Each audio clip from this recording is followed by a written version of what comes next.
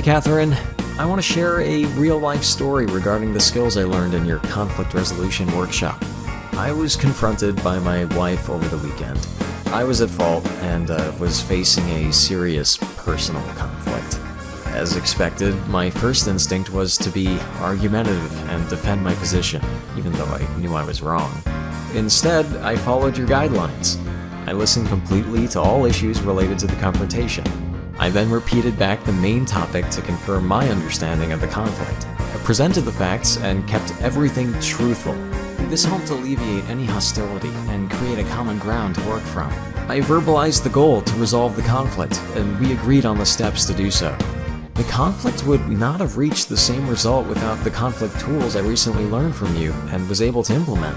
Emotions, fears, and other interpersonal aspects are very difficult to control, but it was immediately apparent the correct language of the conflict and a non-threatening approach had very tangible results. I wanted to share this experience and confirm that the tools greatly helped me to get a quick and mutual resolution without anger and resentment coming into play. Thank you so much for working with me and providing these necessary tools to confront conflict in a healthy way, both in the workplace and in everyday life. Regards, Alex S. Alex, thank you for taking time to write.